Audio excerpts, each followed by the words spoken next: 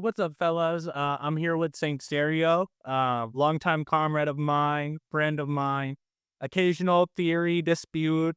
You want to introduce yourself? Um, I mean that works. Yeah, I'm a communist. I like theory. Yeah. How, Uh, how did you become Marxist-Leninist? Because it's fairly recent, from what I understand.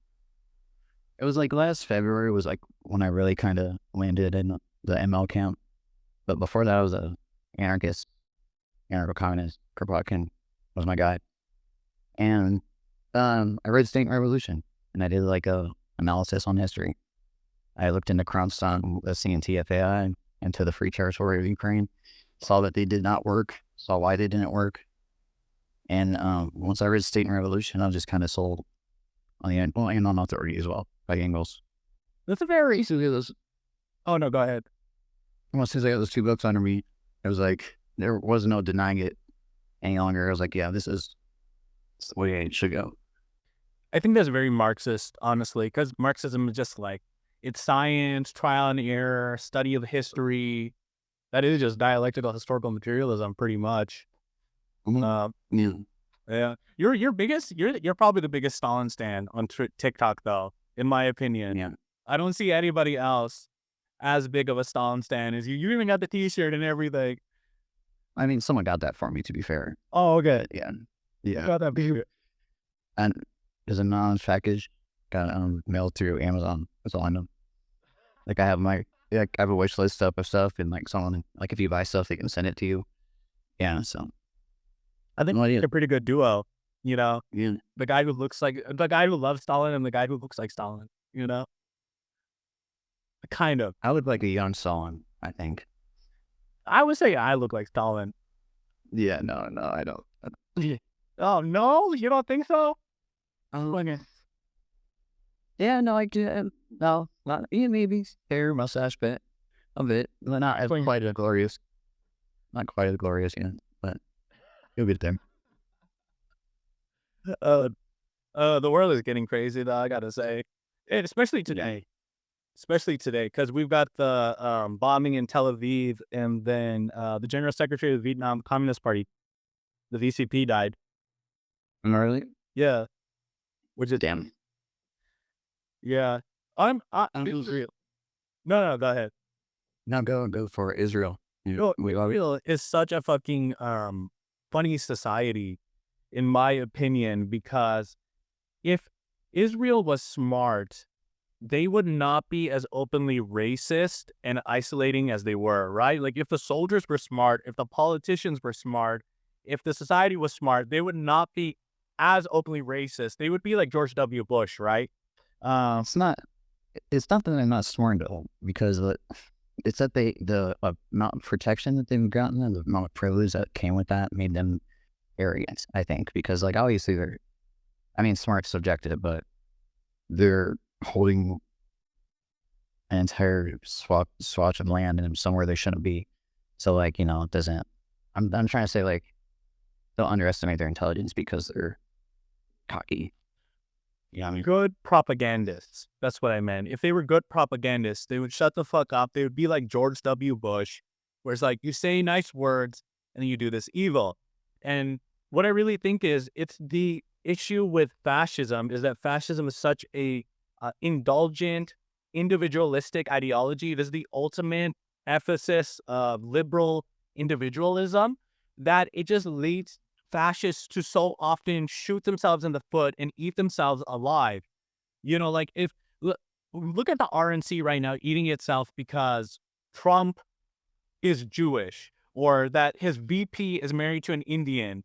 It's the funny way in which if fascists were smarter, they would shut the fuck up and unite. And so often they just say the quiet parts of their empires out loud and isolate themselves and fight amongst each other. well, if fascists are smarter, they want to be fascists too. So it's kind of it's not a natural ideology. It's a reactive ideology. It's something to maintain the status quo. So it's inverse imperialism in a sense, even. Mm. So where like it's all just self inflicted damage because it's the wrong way to do things. Yeah, So that omni Caesar definition, fascism is colonialism turned inward. Um, It's a good one. Um, shit. What was I gonna say? I think that fascists are smart though, and you were saying that it's not a natural ideology. I think it is completely natural when you work within the framework of liberalism. Like it is the natural outcome of being within the liberal framework system. Yeah, within capitalism and like supporting that through violent means is ultimately, yes, it's like what liberal will end up at the first sign of their power and privilege being threatened.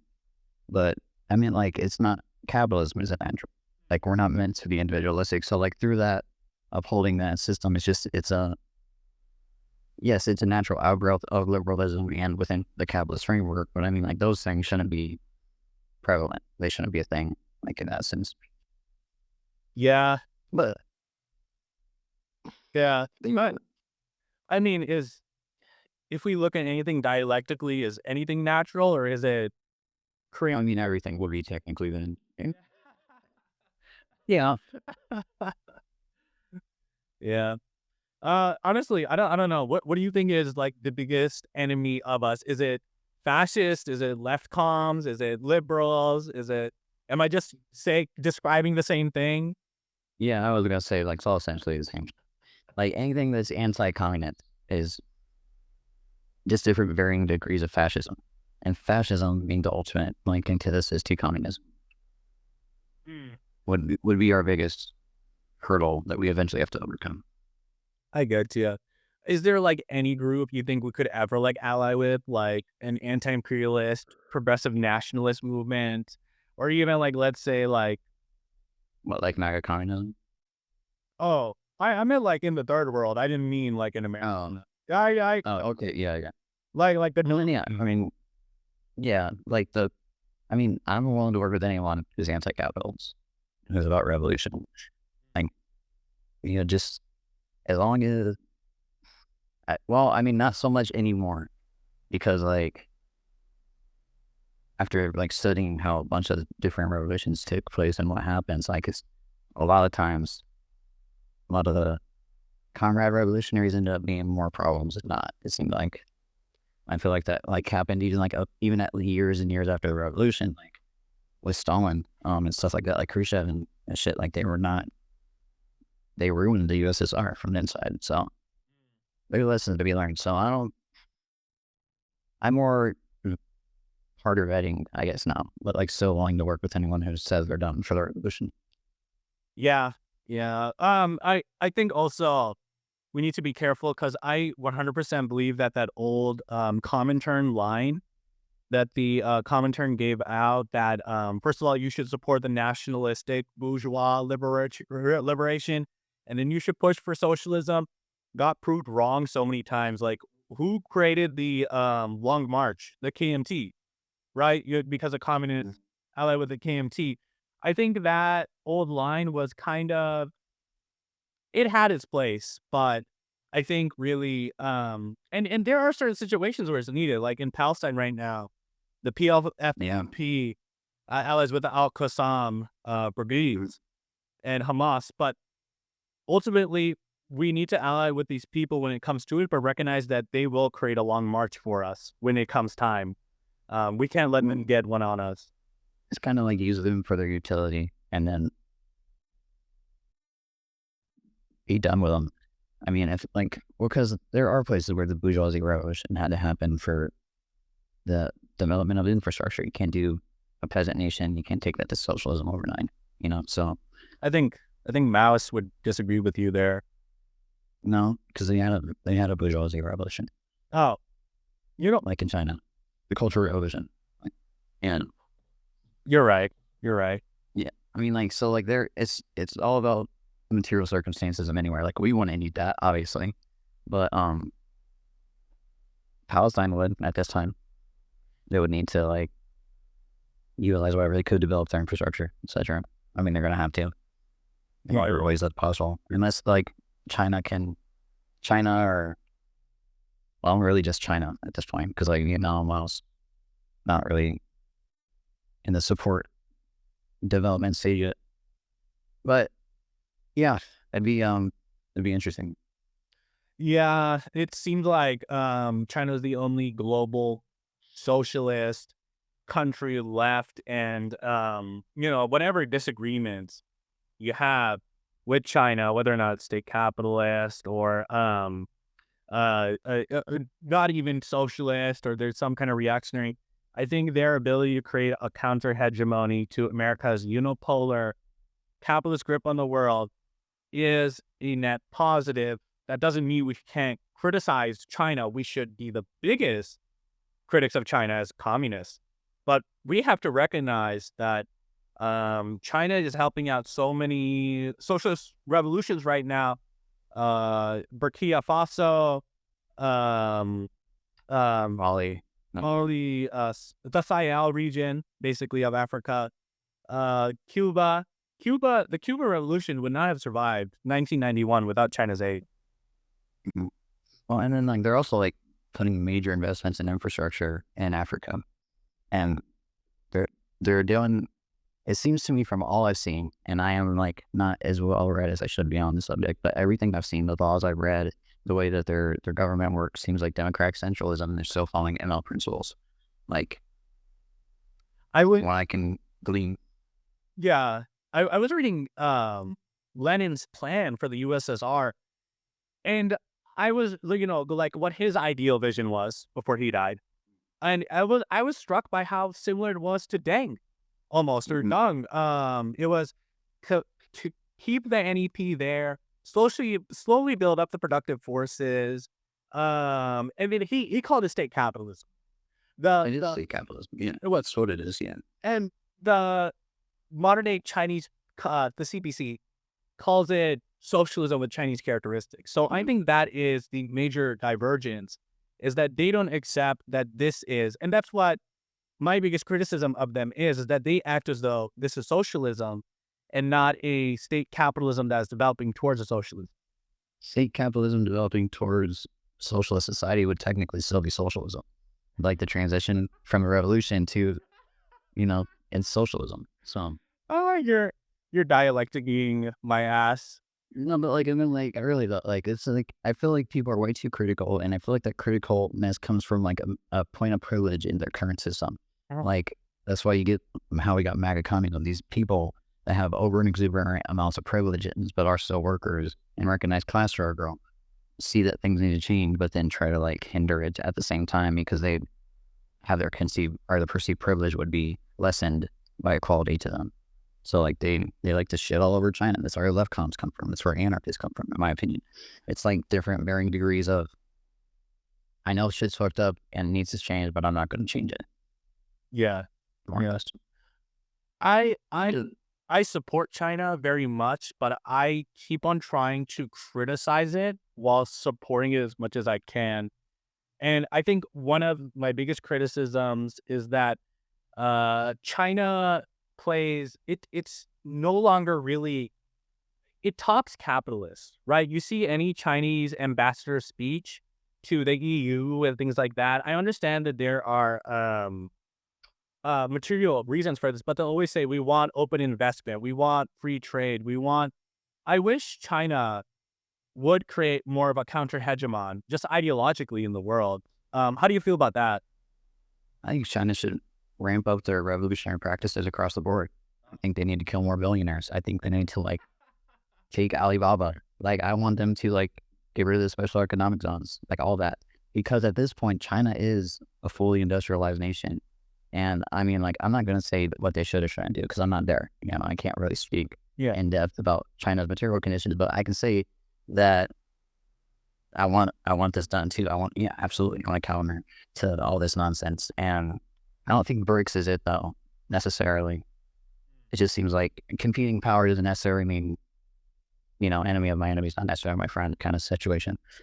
But that's when you get up to that stage though, you only have so many choices. And yeah, China needs to step up their revolutionary activities and maybe like never fund counter revolutionaries again to be like totally in my good graces. But again, like as the last remaining socialist superpower, it's kind of just at the point where like I don't like to criticize them at all because I'm just glad we're still here at this point. Like that there's at least one major player.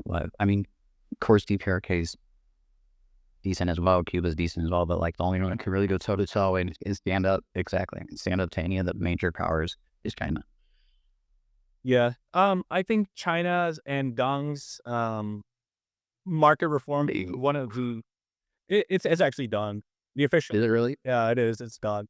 Man, I mean, I was correct. That's what I said originally, and someone corrected me. No, okay, that's fine. No, it's not. Talked it in there. It's cool. Go ahead. Um, it is one of the greatest experiments in dialectics, right? Trying to balance this old society, which is a peasant, semi-feudal society, with a capitalist introductory mode of production in order to build up productive forces for a socialist transition. This is like one of the greatest dialectical experiments in the world. Hold on, I wrote this down just today, but uh, Lepcom critics of China often will say things like China isn't socialist because it doesn't have universal healthcare. However, this reduces socialism to a stale, robotic checklist of things to mark off and not an organic process rooted in historical conditions that's ever evolving. Just like a trickling stream can become a Grand Canyon, dialectics recognizes that humanity evolves towards new modes. And what leftcom critics of China are doing is looking at the stream now and laughing that it's ridiculous that it will ever become anything more. And that's just how I feel about a lot of these leftcom criticisms. That's how I feel about. I absolutely agree, and it's how I feel about like how we phrase everything over here. How like everything's like a list to be checked off before it's anything. And like that's just nonsense. It's not how things work. Fascism can look like liberals sometimes, you know, just because they're not doing every point on Uber Umberto Eco's 14-point list. You know, it doesn't mean they're not fucking fascists because it's inevitably going to lead to the same things. That's what I think we should, like, I do in my head is that whatever it's going to lead to is eventually just what it is. So, like, if something's eventually going to be communism or eventually going to be socialism, or is like on the way to there, it is just socialism, communism. Something's eventually going to be fascist. It's just fascist. Like, because if you have to deal with its, like, inevitable conclusions eventually, might as well just get that in your head. That's what it is now. Yeah. And I think it minimizes a lot of, or excuses, I should say, a lot of like proto-fascist shit. Like by saying like this isn't fascist because it doesn't meet all these points. Or like saying America's not fascist. It's like America's fascist. America has been fascist. It's just No, go ahead. No, it's just something I think that we all need to, like you were saying, like it ignores like the historical materialism of any situations, really. I think in a way, so we need to reckon with. Yeah.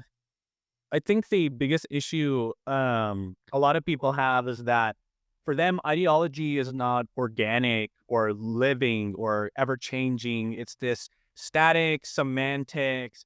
Socialism is when the commodity production is gotten rid of. Socialism is when the means of production are seized. Socialism is, and it's, my guy, you gotta, like Marx did, be a scientist. And a scientist studies history, studies the world around him, and then forms ideology based on that. He doesn't do ideology and then outwardly projects it, hoping to change history. He changes history through looking at the world around him and then forming ideology from that. And really, that's what these people end up accidentally doing by turning socialism into this checklist, this great semantics debate, this box. And it really robs socialism, I think, of its organic humanity and just turns into idealism. Mm-hmm. Idealism over idealism. Mao writes about this, calls it dogmato revisionism is what he calls it. It's like adhering to the theory in a theological sense that it can't be broken or bent or moved in any way. Then like you become revisionist because you're violating that core principle of Marxism, being it's a science. Like it's because then you start gathering facts to suit your theories instead of suiting theories by the facts that you gathered, you know, or making theories from the facts that you gathered. And like it doesn't end verse on how it's supposed to be. Yeah. Which is like essentially all of them. Yeah, pretty much. But how do you feel about Mao understood dialectics better than anybody, contradictions better than anybody, right? Yeah, I mean, yeah, he had a great grasp on it. Well, I'd say like the best I've read was Stalin.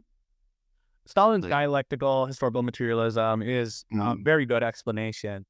I think Mao had better analogies though, right? Like uh Mao was a much better writer. That's for what sure. Like, yeah, much better. But Mao considered Cuba not to be socialist. He considered the DPRK not to be socialist. He considered Vietnam not to be socialist.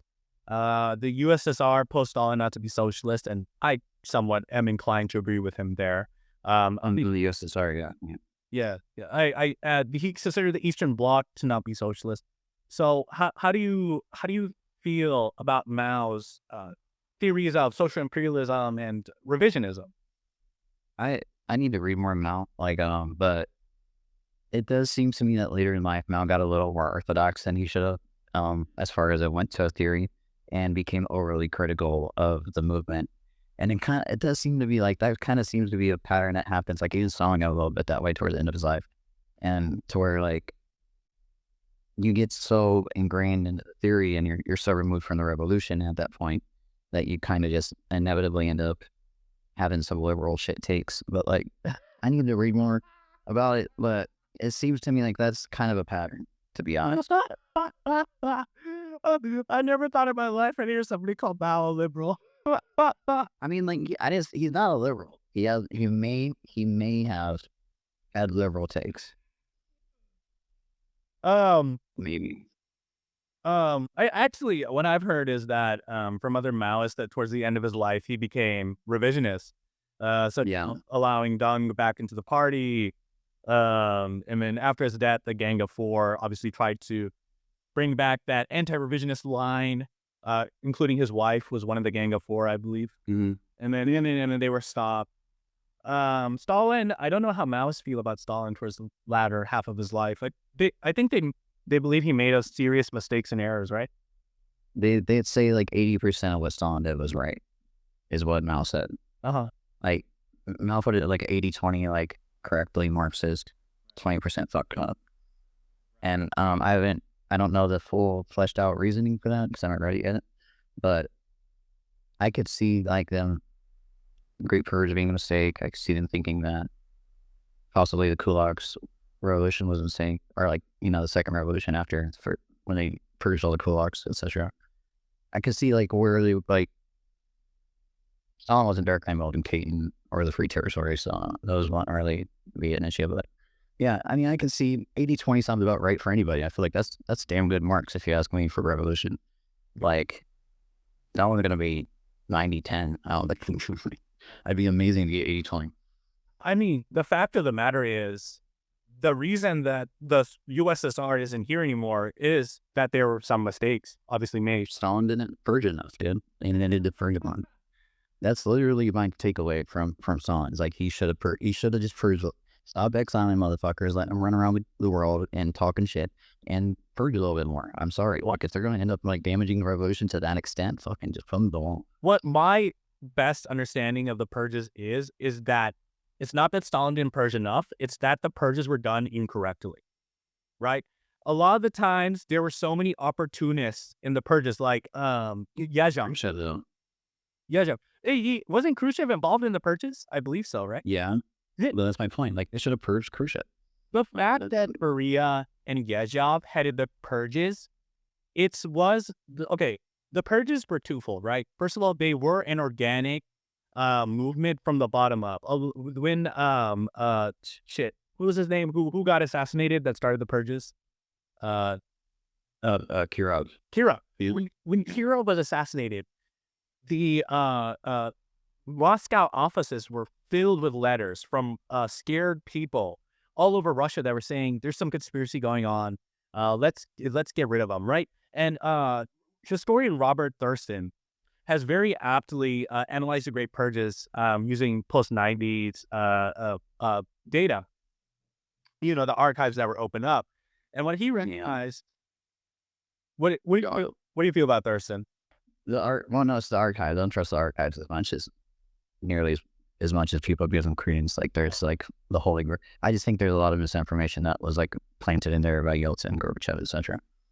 Like especially in regards to stuff that happened in the 30s, like Kate Massacre. They say like there's like a document signed, like there's no way. So, anyways, just a offhand topic. Yeah, but they can't like make up all the documents, obviously. So they No, yeah. yeah. Oh, but there's always ways to figure out. I'm just saying that like it gets issued. It's a totally different. It's a totally different subject about like the misinformation that surrounds Soviet Union, etc. Because like the secret police, that wasn't really ever a thing. The NKVD obviously existed, but it's not like the secret police. You know what I mean? Because then you could just say everything was done by the secret police. They're secret. Kind of shit. Well, Anyways, yeah, no, Robert Thurston, he was analyzing the documents, and he found that a lot of times, so often it's presented as Stalin's grasp for power. But a lot of the people that were purged would be like an engineer in a factory, and a factory accident happens and the engineer gets purged. And he said, this doesn't help out Stalin whatsoever. In fact, hurt Stalin's position.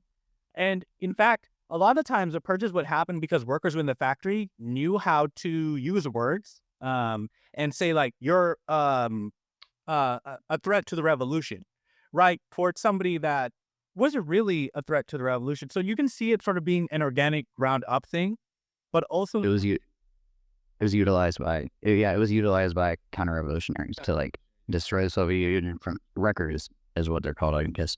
Yeah, what was happening, I think, is that Stalin and the real MLs were the minority by the 40s or by the late 30s in the USSR. And I think that what happened was that, like, yes, there's an organic movement. I think it's probably what you're getting at, yeah. Yeah. Is that there's an organic movement that eventually was utilized by reactionary and revisionists and to undermine Stalin, like they do with the cult personality. People naturally like Stalin and were like really cherished him at the time, but at the same time, that was over exemplified, over exuberated by intentionally. You can see that in like the applause videos of Stalin, like where there's like just thunderous applause every time he came on, like where it's like that's fake. It's like it's fake for real. yeah, I think it was both, and well, my opinion is it was both an organic top up movement, but also a very corrupted top down movement where these very bad intentions, people who were revisionists and eventually helped Khrushchev get into power, absolutely deviated the purges from purging bureaucrats, purging opportunists, purging capitalists, purging liberals. And Khrushchev was like a literal Trotskyist. Khrushchev was a Trotskyist. Like, I mean, like, I don't know, a lot of people don't know that, but like he denounced him after Trotsky was outed from the left opposition and, exiled and whatnot. But I mean, there's enough doubt for me there to be like, the dude was never a good intention actor. Like he's probably around, I imagine, like with a group. There's a whole pamphlet written about this by a Marxist-Leninist theorist in like the late 50s or 60s, in which that whole theory is put forward, basically what you're saying, almost to a T. It's not Thurston. Is that what you said the name was? Oh, that was it. yeah, he's a historian. Yeah, no, it wasn't Thurston. It was a Marxist-Leninist from like England or Russia. I can't remember. And yeah, their whole theory is that like Trotskyists and left opposition, Trotskyists did entry and it is into the Communist Party, the USSR, and essentially just steered it into being fucked. And it seems to be like that tracks. It seems to be like a thing that happened. Like, I mean, Khrushchev was Trotskyist. Trotsky's big things entries, and we'll see where he ended up. I mean, let's be honest. Trotsky was every single ideological position. Like at some time, Trotsky was saying, let's get rid of the kulaks. At some time, he was saying, let's keep on doing NEP. At some time, he was saying, ally with the KMT Mao. At some time, he was saying, don't ally with the KMT Mao. Like, he was a contrarian. He was an opportunist and contrarian and a populist. So, like, he would wait until the things happened and then say he had the position, which was the right one after the fact. He was not an original Bolshevik.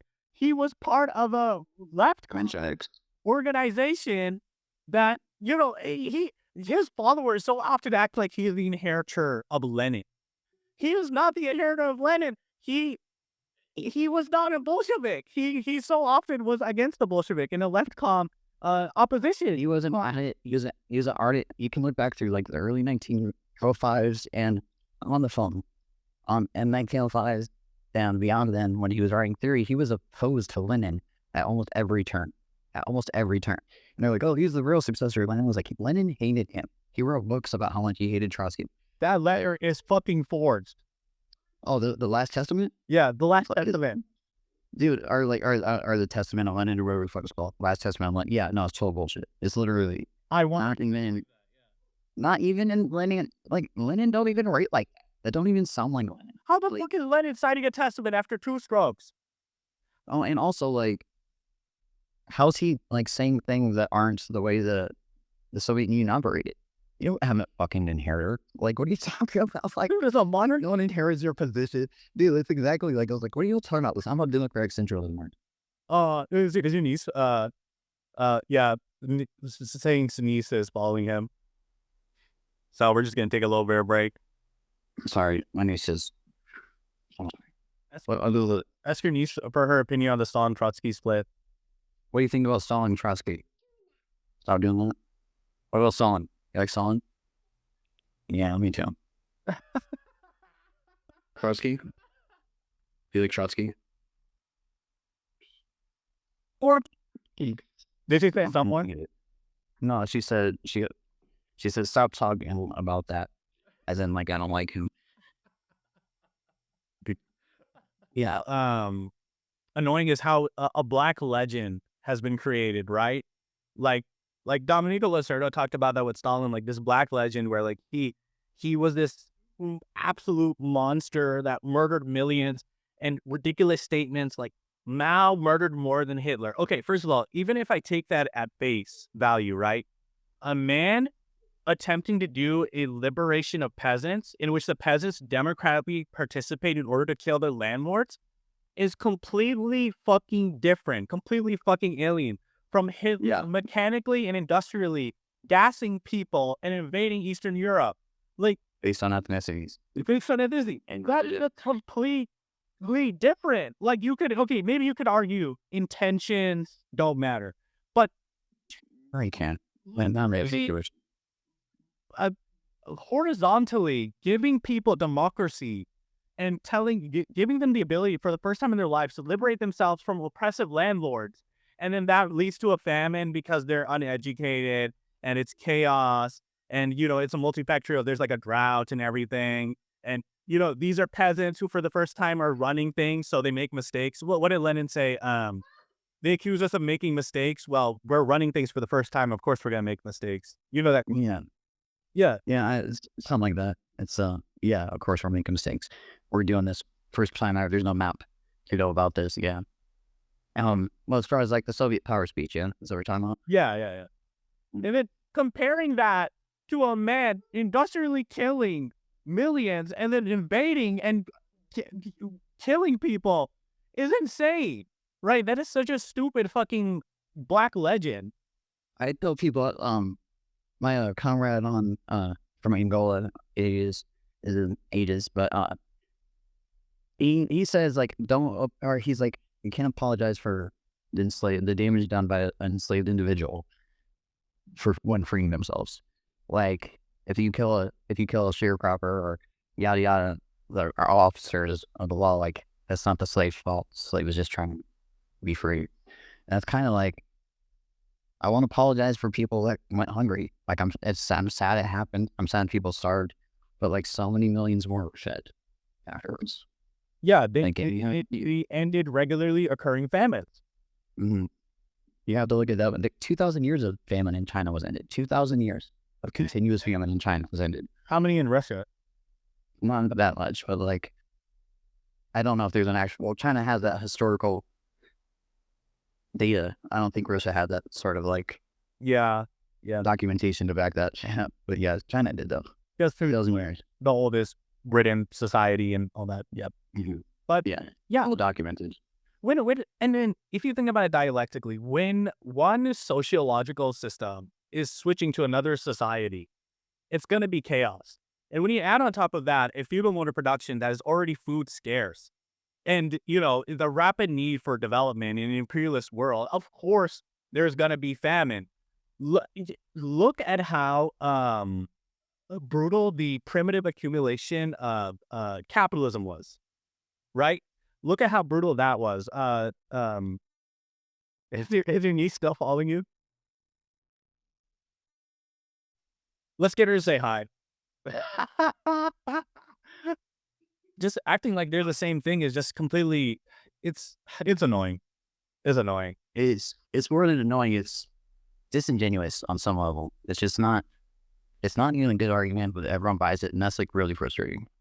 Yeah, Like when academia can agree on the mean sense being truth, like the Soviet Union was like awful and dictatorship. It's just like there's nothing that points to that. It's so weird that academic institutions like JSTOR or Pew Research Center, whatever. Anyways, like rights article. I mean, mostly universities, but they're just like anti-communist nonsense. They're like first-hand kill switches in the meetings. You and then you look at the amazing democratic participation that society's had, and in fact, China still has. One of the most famous, one of my favorite quotes about China is Carlos. I forget his name, but he wrote "The East is Still Red," and he said he was talking to a Chinese woman, and she said, "I cannot believe Trump is your president. A rich man who had never served the people could never become a leader in China, because you have to actually serve your community because of the wonderful democracy that is democratic centralism. You have to actually substantively help people out. You can't just be a rich boy, playboy, millionaire, and get into a position of power." And that is the wonderful system of democratic centralism. It is a bottom-up democracy in which people participate organically. What's the best we can do in America in terms of participating directly with the state and its levers of power? Go to our city council meeting, sit with these like 5 guys up there and be all like, "Fuck you, please give me welfare." And say, it absolutely it doesn't even work though. Like even then, like it's yeah, "Fuck you, please give me welfare." What do they say? "Fuck you, go starve." Right? And this is how communism is, because of this black legend. This is how communism is imbued within the minds of most average people. The greatest thing that the capitalists ever did was convince the average person that capitalism is communism and that communism is capitalism. they are insanely good at propaganda, and they have so like I'm sure like you may have been aware like class consciousness and like just being able to theorize requires a lot of time. It requires a lot of time to come up with like new ideas about things and to be able to analyze the world in depth. You're not going to be able to do that working 9 to 5 every single day. But the bourgeoisie, however, have had the material reality to sit around and do nothing their entire lives. So like they have to have infinitely more time. Like that's why you have like philosopher King back in the day and like follow languages and could play the Fluxa harp or whatever because they had nothing else to do. So they became scientists and philosophers and like the modern day bourgeoisie is that. So like they're gonna have like mad propaganda abilities. They're gonna have a lot of insight that we don't have because we have to work our lives away. So we're disadvantaged in that regard. At the Saint, are you really suggesting that the bourgeois represent an unbroken chain of rulers since the beginning of time? Are you really doing that? no, not really. No, I don't think it matters. Kind of. Um, Honestly, I do think that the aristocracies, the old aristocracies of Europe, lead very easily into our modern day bourgeois. I just don't think it's. I feel like it's unnecessarily. It doesn't matter because regardless, we still have ruling class, whether or not it's from ancient times to today, or and they have ancient schools or whatever. It doesn't really matter. What matters is we're owned, and like we need to fix that part. Like it doesn't really affect me whether or not like it's the 13 families or if it's some ancient line of ruler. It doesn't matter because we still have a ruler, right? Even if it isn't, it doesn't matter. We still have someone that owns us and that it's killing us and our planet. We need to fix that problem, regardless of if they're from antiquity or not. Yeah, yeah, it's class society is fucking sucks. Mm-hmm. But Yes. um, you know, For one class, always at least. for one class, yeah. But how do you feel about let's say anarchists? You were an anarchist for a long time, so let's break down some common anarchist talking points against Marxist Leninism. What about the anarchist talking point that Marxist Leninism actually creates a new oppressive class through the They're technically correct, but they don't understand why. They're thinking it. Let's say like see like a new ruling elite forms. They're mad incorrect about that. Because yes, a lot of them think that like and like okay, so the way I thought about it, like in my head, is like I didn't think about it.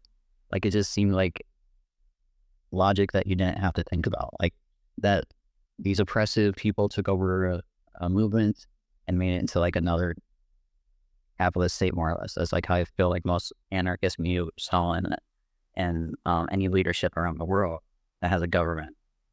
And that's just factually incorrect because it comes just from a fundamental misunderstanding about the state apparatus and how that can be utilized for people. And it's like similar to state capitalism. State capitalism is not an insult. Like I thought that even like as I on it, state capitalism was like a bad name. But state capitalism can be used for revolutionary purposes. yeah. Like as Lenin wrote about it, as malenacted. I mean, there are ways to utilize capital for people, just like there's a way to utilize the state for people. Yeah. As long as it's not under obstruction of bourgeoisie or for profit incentive. I also think it lacks materialism so much. Like it's so idealistic. This idea that you can create humanity has been under some form of hierarchy, some form of classes since Mesopotamia. All right, the first civilization. So what's that? Like 4,000 years? 4,000. Is it even beyond though? Yeah, like even in the first villages, there was still patriarchy or something of some nature. I think. The idea that you can create a classless society overnight after all of this, after all the immaterial conditions, you can create a class society in a vacuum is so fucking stupid. And not only that, the great thing about hierarchies in that transitionary period between socialism to full communism, whatever you want to call it, to that classless society, is that you have accountability. You have accountability. When you are horizontally organized, some dick can block movements. Some dick, some asshole can block movements and nobody can do anything about it because there's nobody to be held accountable. It's what's historically happened. I mean, like, you don't even have to get in the ideological nitty gritty of it because you can just be like, look at the historical examples of any sort of anarchist structuring, quote unquote, that took place. They all got rolled within a year, except the Free Terrorist Ring. The only reason they held on that long is because they were fighting the YR. So it historically doesn't work. Like you said, it's over ideological. It's about the ends, not the way to get there, because they don't like big words or rigging theory. It's essentially basically linear. And in fact, we will so hold on to those ends that we want to get to that we will sacrifice ourselves Maybe. in the process. Well, there is also I will say though, there are really well read anarchists. I know about like 4 or 5 of them, and like that are just really. And I feel like, without being too shitty about the reason they're anarchists because they're white, it's just like some. It's just some like they have privilege that they can't dialectically unpack, or they just refuse to do proper analysis, or they physically can't. I'm not sure which it is, but it just doesn't happen. And so they maintain this sort of like the sullen kind of shit, That's like why I latch up on so much, combat so much this anti-communist propaganda, and nothing because of it. It's obviously the person that was the most harm to the bourgeoisie is the most slandered by them. Like, so it's a trick. But I'm sorry, I got off topic there. Anarchy, yeah. But fuck anarchy. I love some of my anarchist comrades, but like the ideology though, like blank anarchists in my mind now, I'm just like, fuck them motherfuckers. Just get them out here. Yeah, you do go hard. You go incredibly hard against anarchists and Trotsky. They went hard on me. I'm like, hold back, Saint. Stop bullying that kid. He's already dead.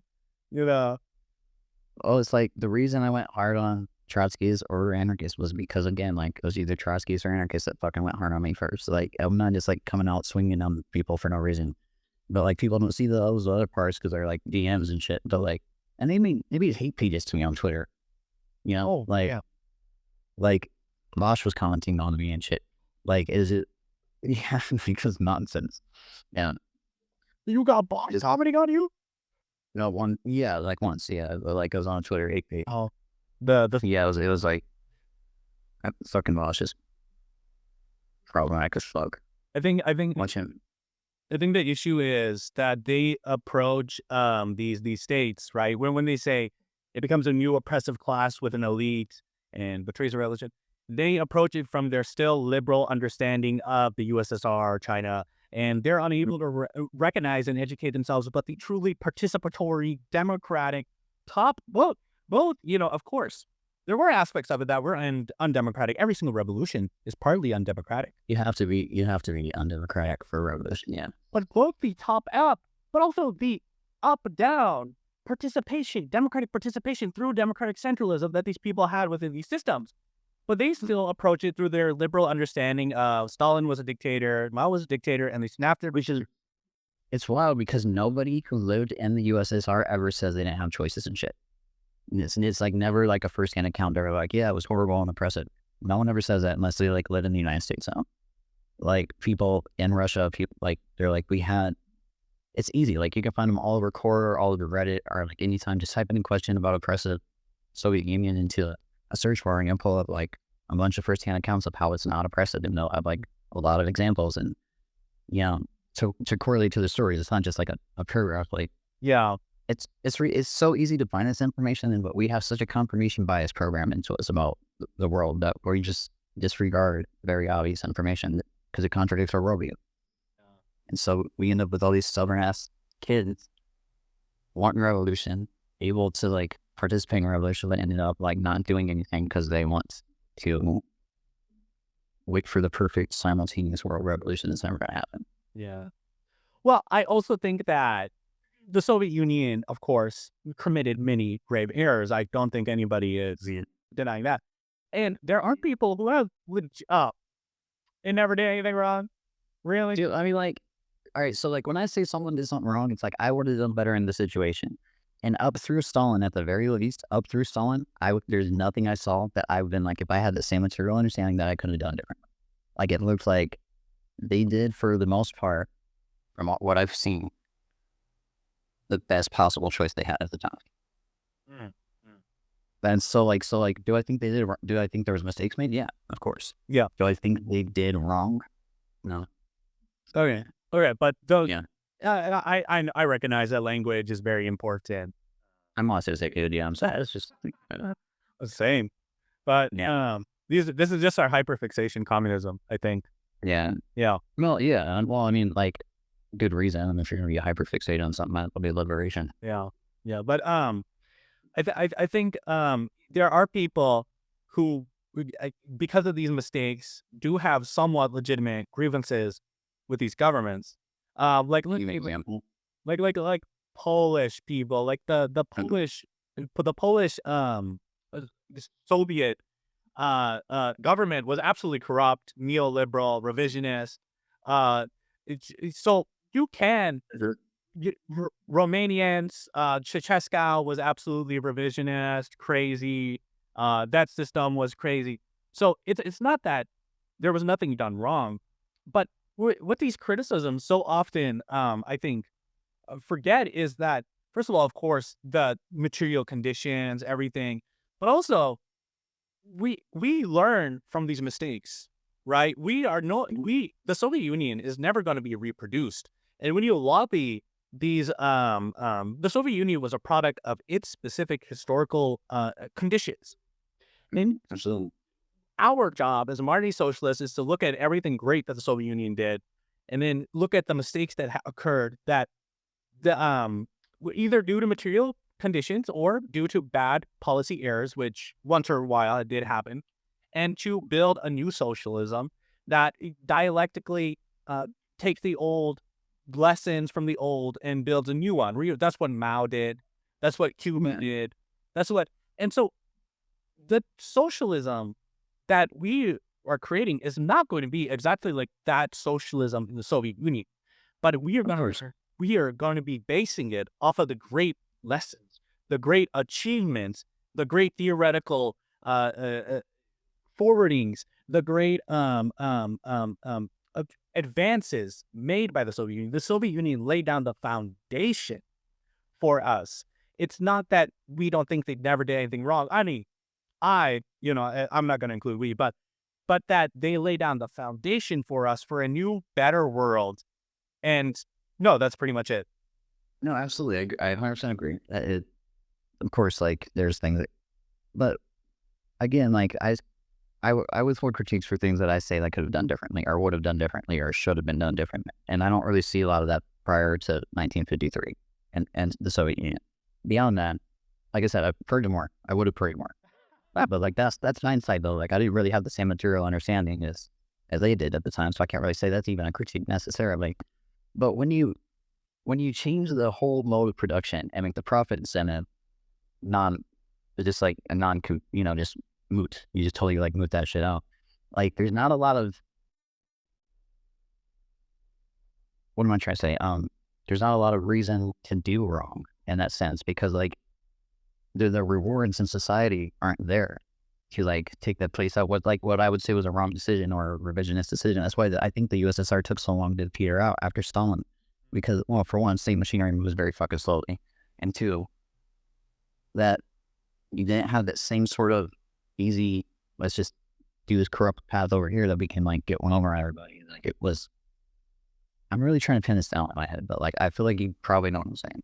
That when the mode of your society, the value of your society has changed fundamentally from the constitution out, from the mode of production up, then it opens the door way the hell less to bad actors because there's not like the material gain for them anymore. Man is a product of his society. Right. And I agree with that. I mean, I think Khrushchev, going off of what you said, sort of introduced a death blow to the Soviet Union through revisionism. The only reason it hung on so long was because of the foundations laid by Stalin and Lenin. And these systems continue to operate, but top down, it was a death blow. For example, and just to speak on how fucking stupid and undemocratic Khrushchev's reforms were, there was this anti-communist, and I said, capitalism is built on violence, right? And he duetted my video, and he said, there was this one time where the NKVD, or I believe by then it was the KGB, I'm not sure, was disappearing protesters, killing them, and then shooting at them. And I researched it. Guess what those protesters were protesting for? To bring back Stalinism. Stalinism. It was Khrushchev repressing people that were saying, bring back Stalin, bring back socialism, you're doing the capitalism. The Hungary Revolution that was suppressed by Khrushchev was initially a pro-Stalin revolution. And it's just been framed in the West as like a anti-Stalin, anti-communist revolution. That it became that like in its like later stages. But like initially people were rejecting de-Stalinization. Like, I mean, it's the same thing with, you could even say Tiananmen Square with how it was originally a Maoist. It was Maoist. They were against market reform. I mean, it was Maoist and some liberals. And then the liberals and the NED funded democratic ones came out with guns and started shooting police. This is my issue with like secret police, like circling back to that, is that like, and if you look at like the Romanian Revolution in 1989 and you read it like point by point and a timeline that happened, they were being freaking spurred on by like people on the sidelines the entire time. Like people were like, every time there were shootings that happened, every time violence occurred, they do not know where it came from. Like it was just like out of like some building somewhere, like people were just like, there was a giant of sniper shooting people. Yeah, all over the place. And even are over Romania. I've even heard stories about like bodies being planted after. Yeah. It's just like, so like, I don't even like, cause like, obviously I can't pronounce his name. I've never been able to, but the general secretary. That's not the right way to pronounce it, by the way. That's whatever his name is. It looks like Krokowski or something like that. I don't know. Anyways, that dude, even though like, it was very obvious, like the dude lived in opulence and just like was not doing communism right any longer. It's still like, I still have my doubts about like how much he was revisionist and how much of that's just on misinformation after the fact, because like if he was that bad, they shouldn't have needed to spurring on an anti-communist revolution from within. I think you I think one criticism I'll say of what you just said is you have to think about the Romanian counter revolution, the color revolution. I'm not gonna fucking call it a revolution.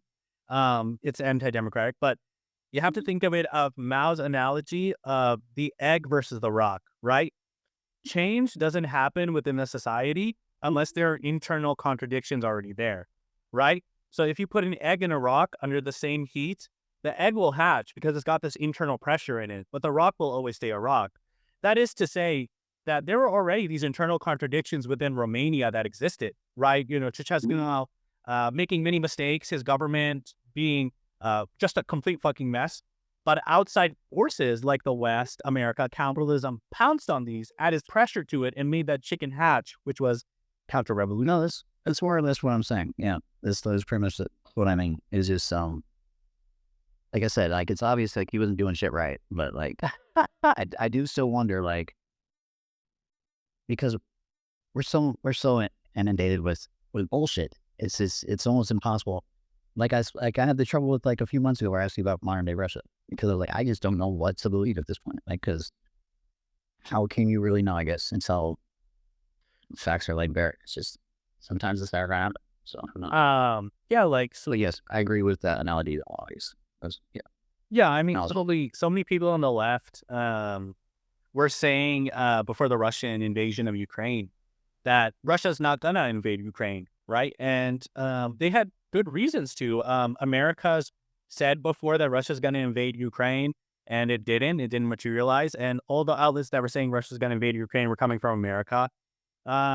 Second of all, it would be suicide for Russia. It was not very brightly planned out, and that's been proven right. I mean, the fact that Russia has done it, it's absolutely grinded them.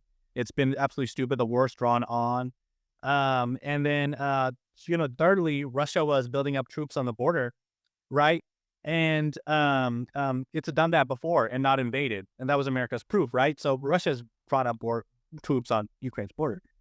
So the thing is, very oftentimes, anti-Americanism, right, questioning what America says, isn't always right, right? You know, like in this case, it wasn't right. This case, it wasn't right. The Russian invasion of Ukraine, we all turned out to be wrong, right? Everybody on the left.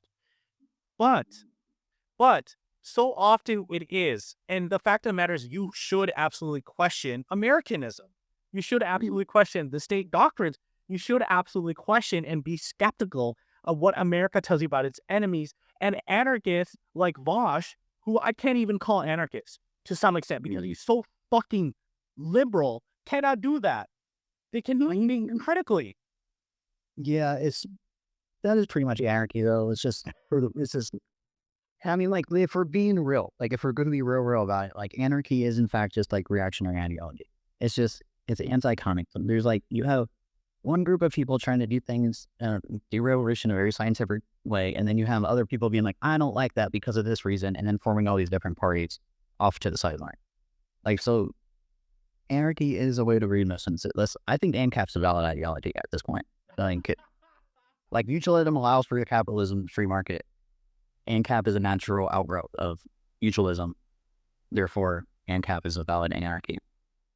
You've had debates with Praxman before. How do you feel about his just his presence overall online? He's disingenuous. I mean, like at the very best, like he's very, very good at finding like niches. He's a very good debater. He's a master debater. That's for sure. Like, and he'll know everybody's wrong, and he does cheap shots, and you're not worried. It's fun for like a sparring, mental spar when you're bored. If you want to deal with a bunch of fascist trolls, and then for a minute you can just tag him in a video. He responds to everything, and so I think he, at the very worst, is like a full-on fascist, just trying to fuck everything up.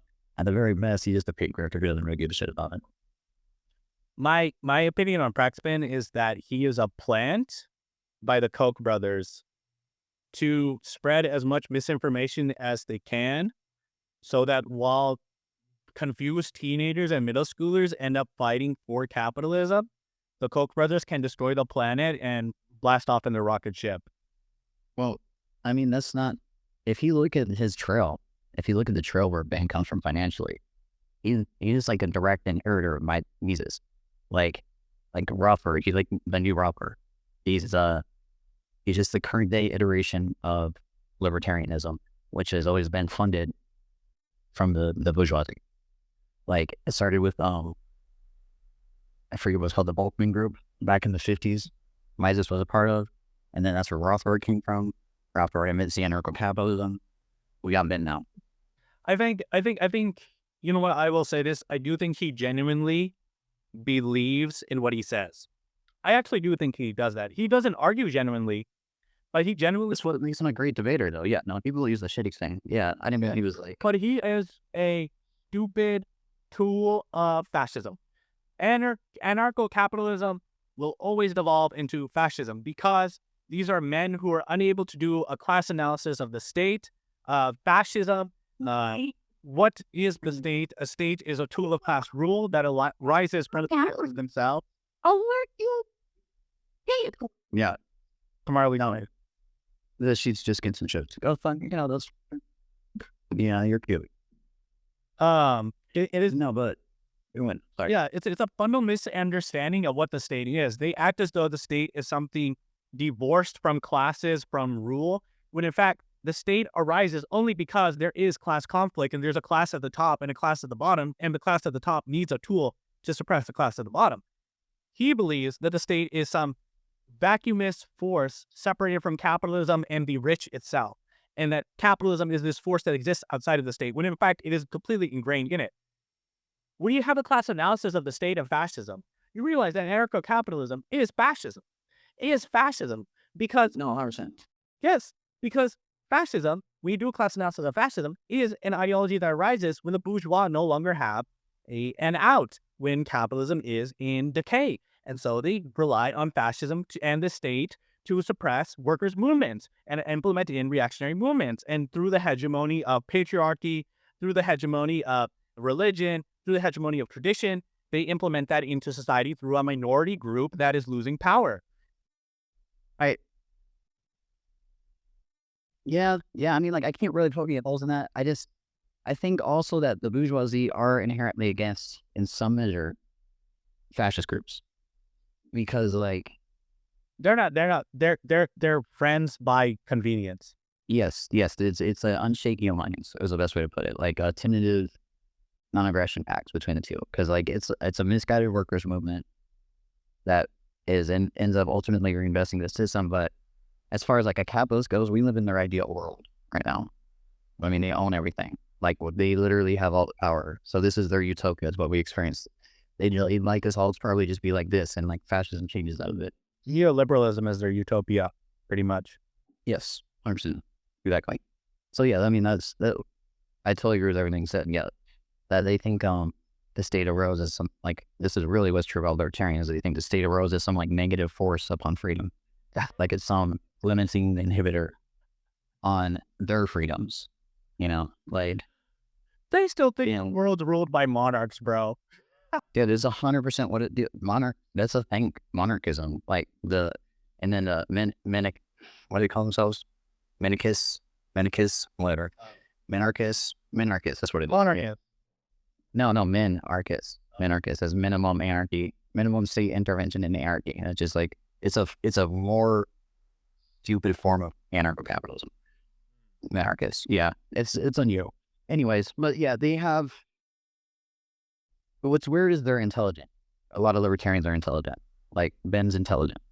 He can think, but he just like his privilege does not allow him to do proper analysis. Or he is a white straight man. He is smart, and he is smart for his own class, which is a middle class white class that is slowly but surely losing power. And so the only way to retain onto that little bit of power that capitalism has given them is to preserve and reinforce capital. Mm-hmm. Yeah, no, like I think Ben was most likely at one time could have been some that was eventually on obviously every member of the working class can eventually be a communist. Yeah. Well, I think they are communists that just don't know it yet. But Ben now, like, that ain't ever happened at this point, motherfucker. got so much of his identity tied into being a piece of shit. So Yeah. Yeah. I mean, he's smart like Tucker Carlson. He realizes the class war. He just chooses a fight for the other class. That's what I'll say. Tucker Carlson's getting DVs too. Like the dude's like, you can see him like employing like intentional misdirections like a lot. Like before, I felt like he was just like a pawn of whoever, of a Rupert or whatever. Rupert Murdoch. But yeah, but like now he got his own kind of platform since he's been outed from Fox and got nose with it. No, I think that is empowering him. Being within. That's what I'm saying. Oh, okay. Yeah, I say that like no, like it's giving him more wings, like more room to flap his wings. And he's like finding out he's a real piece of shit now. Like is what I'm saying. Yeah. Like because he's being meticulously fascist. Like I'm for workers' movements. I'm for freedom and all this yada yada. But like this is what you have to do, and I'm telling you some real fascist shit. So it looks more calculated now. Doesn't look as haphazardly before, where you always have that dumbass vacant stare. Yeah. Here's what I'll say. Okay. Pelosi is completely happy with, Nancy Pelosi, the senator or congressperson. The Speaker of the House. I used to live in her district. Fuck her. Yeah. But she is completely happy with how capitalism operates right now, right? And she's happy to play I care about black people. I care about LGBTQ people. I care about women. But when capitalism hits the shitter, when the contradictions are no longer able to be contained, right? She will create a shaky alliance with fascists in a heartbeat. She already does. This is doing with Trump being shot. With Trump being shot, the Democrats are becoming Republicans. Well, I mean, like that requires a deeper analysis. But she already shares with the cops. The cops are, if nothing but violent, strong arm of capitalism. They're fascist. It's the state will always be willing. The ruling class will always be willing to give small victories to workers to mitigate class antagonism. Yeah. To like stop the revolution from happening. So they're fine with supporting equal rights. They're fine with supporting, as long as it doesn't upend capitalism in any sort of major way. They will let gays in the military, or et cetera, et cetera. Yeah. But let me say this: Nancy Pelosi every single night lies in fear of, let's say, the 3%ers, right? These like guys in Ford trucks going around with iron cross tattoos, right? Who are trying to fight everybody, right? The second that capitalism hits the shitter, all those fears of Nancy Pelosi are going to go away, and she's going to be shaking hands with the 3%ers and letting them take over the state, right? So yeah, and this is what I think. Oh shit, I had a point about Praxpin that I was going to bring this back to, but I forgot. Can you pick up my thoughts? As far as what, from where we're at, who track fan? Never. I was cooking. But I lost my train of thought. It's fine to figure out. Yeah. No, but Pelosi, what were you saying is like, yeah, I totally agree with it. It's just, it's tentative agreements with fascism. And like, yeah, they may act afraid of them now or be opposed to them now, but they're not as soon as capitalism is threatened in any sort of real way. Mm-hmm. So that really is the alliance between fascists and capitalists. And the thing is, the fascists will even once in a while purge capitalists, right? Like they'll kill an industrialist or two as long as the system remains. As long as they can save capitalism, right? They'll even allow in unions as long as they can save in capitalism. Right. The thing is that like I think some fascists even believe they're anti-capitalist, but like they're not. I mean, it's just honest. Yeah, but like the thing is that what their real driving force is keeping their perceived class privilege and status. And that's really what their driving force is maintaining the hegemony of the current state, because they perceive that they're members of the ruling class, or at least eligible people to be members of the ruling class.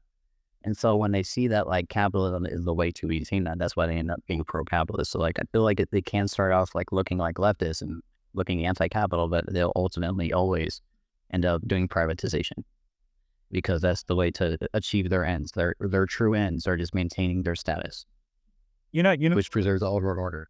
So it just kind of works. It does. Intersectional. You know what? One of my favorite posts on the internet ever was. It was from r/revive fascism, and it was a post that said, "Was Mussolini a capitalist?" And they posted like a quote from Mussolini that was talking about like how great capitalism is, and just seeing these people who claim to be socialist. And this is really odd trend in fascism right now. If you haven't noticed, where there's these Mussolini stands that say that Nazism was a corruption of fascism. Yeah. Uh, just seeing them realize that they are actually capitalists was just, like cherry on top, chef's kiss. Yeah. It's, again, I don't know. I honestly believe like 99% of it getting there just because of privilege and status. Like, like to where like our worldviews are so skewed that we just don't want to see things that don't align with that. So we ignore many, many things. And it's it's something I'm really working on right now with, like seeing these principled comrades end up MAGA communists and not saying how it's just literally nonsense. Like I will never understand how it's not obvious. It's in the name, dude. MAGA communism, These National Socialism. these snakes will always be in our movements. Bukharin, No. Trotsky, Mussolini.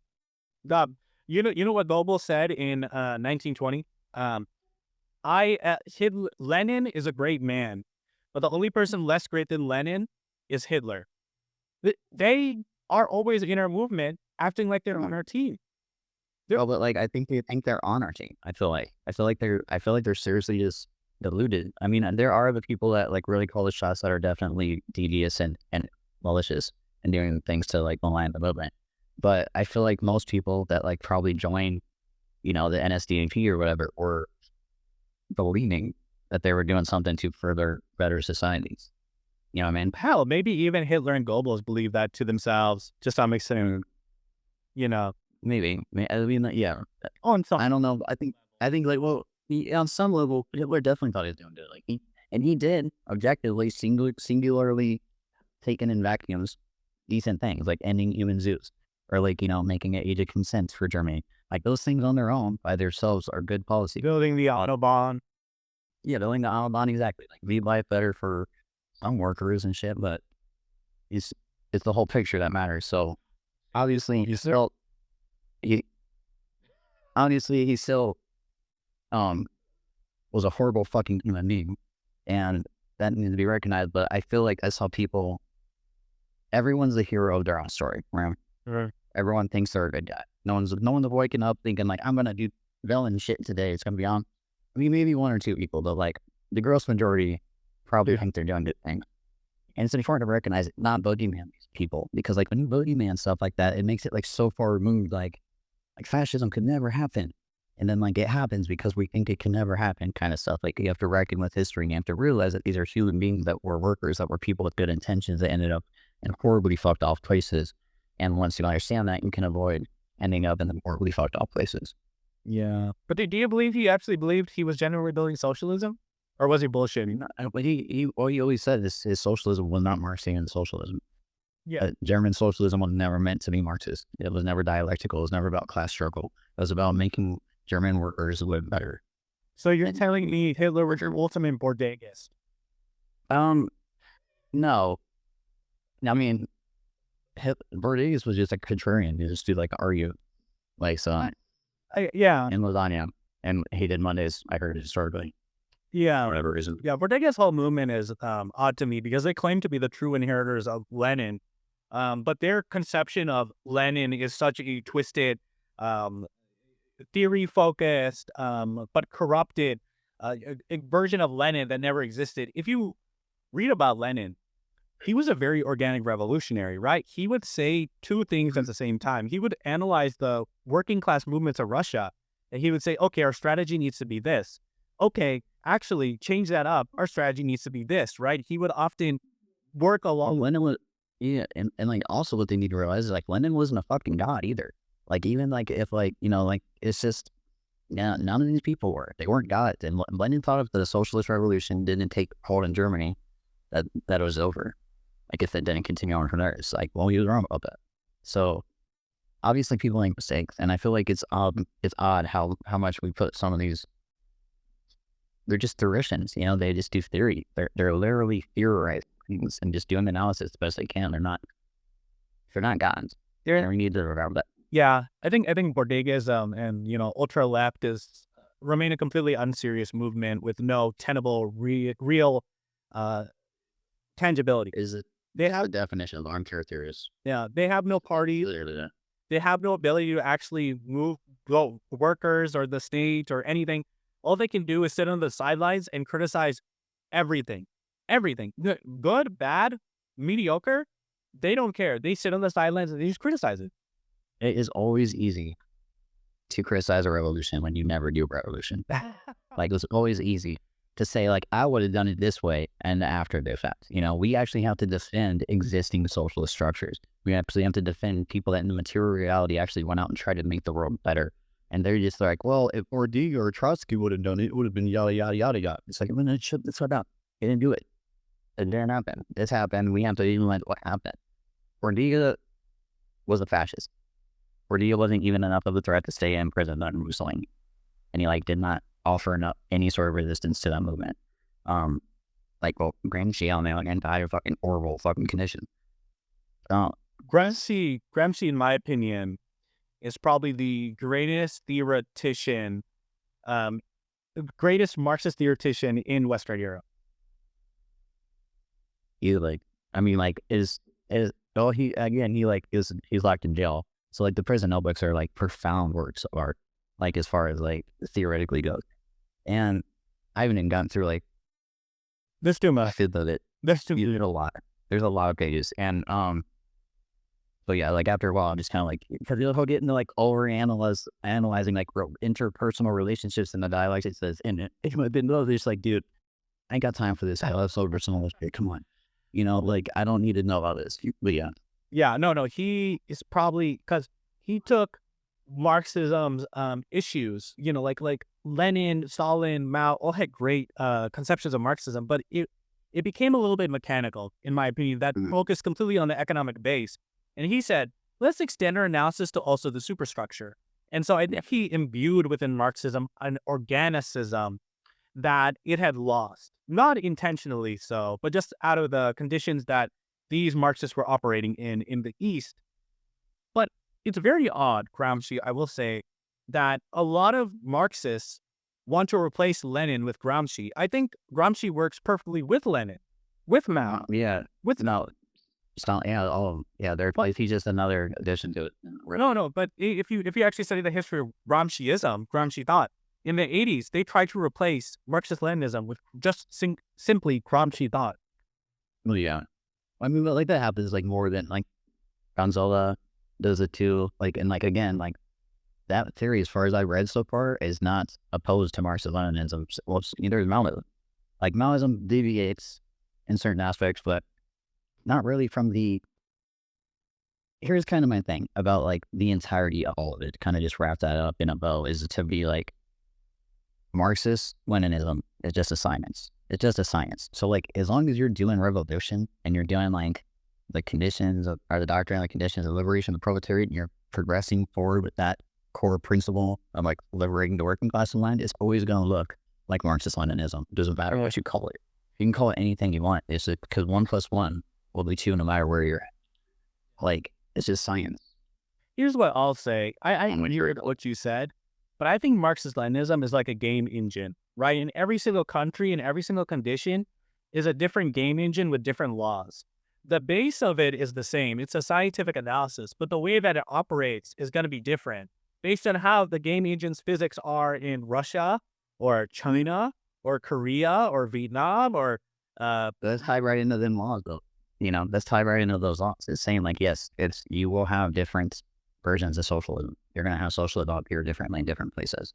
Yeah, but what I'm getting at is so often people act as though Marxist-Leninism's lessons are like the laws of physics, right? It's true 100% no matter where you are in the universe. But it just shows a lack of understanding of the laws of physics, though. I mean, those aren't concrete. So I see what you're saying. They overemphasize the need to stick to it and adhere to doctrine. Yeah. When it's not ever what it was meant to do. And that is the mistake I think even the Comintern made, where they were like, oh, you need to follow everything that the Russian Revolution did. 100%, in order to have a revolution within your country. And when it came to, like, let's say Cuba, the Cuban Communist Party won by doing the exact opposite of what Stalin and the Comintern told them to do. Right? In fact, li- um, basically, the Cuban Communist Party, at first was listening to them saying, that you did need to do the national bourgeois liberation kind of thing, and they ended up going along that path, and they ended up becoming part of Batista's government. Right? They ended up becoming figures within Batista's government, and that completely killed the popular movement of the Cuban Communist Party. It became completely dead until Castro revived it. Okay. Yeah. But yeah, no, yeah. It will be different everywhere. I feel like most people should know that. And for some reason, a lot of people don't know that. Well, I think a lot of it has to do with like being a part-time revolution. Like some people are part-time revolutionaries. They really care about this shit on Friday and Saturday, you know? And, and that's, but it's understandable. We have to work, we have to do this stuff to stay alive. We can't be thinking about revolution all the time. But like the more that you spend time in it, the more that you have your boots on the ground, have your head in the game. It's like it becomes much more obvious that like a lot of this stuff's kind of pulled away to be very simple.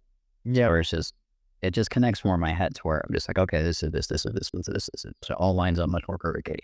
And No, go ahead. that's I was gonna say, but that's I feel like probably one of the biggest things as far as revolutionary potential goes for a nation. It like needs people committed to needs a vanguard that are literally living and breathing the revolution. Yeah. So it's a lot of work. Yeah. And it sucks. I often do, anarchists critique like Lenin's conception of the vanguard party as like, oh, it doesn't trust the proletariat because it only believes that a section of the proletariat is actually revolutionary class conscious. And it's just like, motherfuckers, that is the reality. We cannot be idealistic. It is the reality that we are living in. Dude, but it's like, it's not elitist. It's not elitist to listen to a math teacher to learn how to do math. Like it's not elitist to like go to a heart surgeon when you need your heart operated on. It's like it's just like the people that are experienced and know how to do it are gonna do it. It's literally.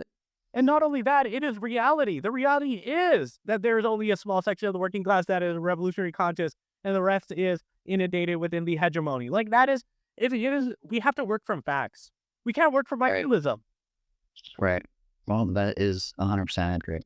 And then, well, the thing is too, like that, like this idea that a small minority, revolutionary minority can somehow spurn on the revolution is that only happens with a at least subconscious or passive support of the gross majority. It doesn't happen with gross opposition. And that's something I feel like a lot of communists tend to forget too, is that like we need to build bridges as much as humanly fucking possible, or at least have a better outward appearance where people are going to be like, I like those guys. I can trust them guys, whatever. Like, so like we need at least passive support if we're ever going to take this down. And we're not there yet, but we're getting there. I think it's growing. Yeah. And I think that's the great thing about Gramsci is that his conception of hegemony, the vanguard party needs to constantly keep its pulse on the working class, right? Its finger on the pulse of the working class. Of course, it has to, but we have to build a party dialectically where we both keep our pulse on the working class, but not get distracted by the hegemony which the working class is enveloped in and get distracted. Because if the working class is left to its own, it's going to create a trade union. The trade union is going to get incorporated into the Democratic Party. Trade unions will never lead to liberation. It's going to be a union that starts backing Biden. Yeah. By design, unions are literally meant to mitigate the antagonism between employer and employee. That is never going to end up in a revolution. It just can't. It will make life better, but like I'm kind of against harm mitigation at this point. Like I'm not an accelerationist per se, but like I'm not for UBI anymore. I'm not for like wanting free and universal healthcare anymore. I'm not, because like if we're gonna eventually have to do this anyway, let's just do the thing, right? Like I don't need to have that delay by making the material circumstances of breaking the working class a bit better for 10 years. You know what I mean? I think that can be part of mass line work, improving your community, building trust. That you improve your community. Don't win concessions from your bosses. Like when you improve your materiality, that's different to me than from like getting UBI. because like then you're still reliant on the state. You're still reliant on capitalism. You still exist within that framework, and you're not ever going to. Those individual acts aren't going to contribute to the revolution when they make you reinvest into the system by voting or participating in it. Yeah, it is. Because as long as you rely on those things, You know, we're not going to get done. As long as there are people relying on these fucking institutions that are not meant for us, that are meant to aim for a revolution, they're meant to keep us oppressed, we're never going to get done. And so, like, no, don't vote. Can it mitigate harm? It depends on your definition of harm, I guess, at that point. I'll disagree with you there. I think I really like Lenin's left-wing communism and infantile disorder, where he argues that electoralism is a good place to just organize, as long as you In do Russia, electoralism as the end-all be-all. at the time in Russia, it was a great place because they didn't have mass communication devices. The only thing people paid attention to was elections. The only place that people went and gathered and heard foreign people speak was elections. The best way to get an idea out then was elections. That is not the case any longer. Lenin, I guarantee you now, Lenin would not be for elections. I guarantee it. Well, I would say that so many Americans are still in tune with elections as a legitimate organizational form that I think TSL's attempts to spread Marxist-Leninism through elections as an organizational tool is in line with Lenin's left-wing communism and infantile disorder. There's utility there. There's utility there, but I argue now that the utility that was benefited from like even what Bernie's were on in 2016 that woke a lot of people up and got them over to the further left, which was that was good. That was good work. But like now, the utility is canceled out and negated by the fact that it causes many more people to actually negate any sort of revolutionary direct action by making them think that this works somehow, or that your vote even matters a little bit. Even if it helps get your ideas out there, it's a push and pull always. It's a double-edged sword. Yeah, Like, yeah, and you have to. yes, it will wake people like notion. it will wake people up to leftism, and like we will spread Marxist-Leninism or class consciousness in some measure, but at the same time, it's also getting people that were like leaning towards Marxist-Leninism to reinvest in liberalism by participating in elections, because that's what it is. It can't be denied. That's what participating in elections will get you to reinvest in liberalism. Yeah, I think one of the most dangerous things that could happen is that Marxist-Leninists advocate for revolution, but at the time we're going to do universal health care. And we end up just getting universal health care and all that revolutionary potential goes away. Oh, yellow. Whoop, he froze. The podcast, folks. Thank you so much for listening. I'm just going to call it there. Bye.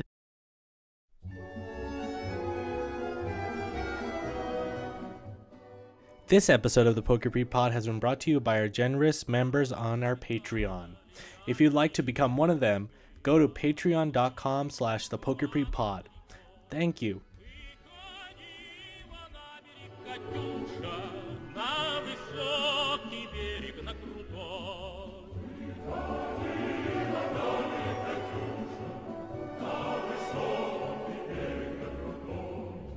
What the fuck? Glory to Stalin. I barely made it. And a special shout out to our Marshal of the Soviet Union member, Matthias T. If you'd also like a shout out, please consider subscribing to our Patreon, where you can also get episodes up to a month early. Thank you.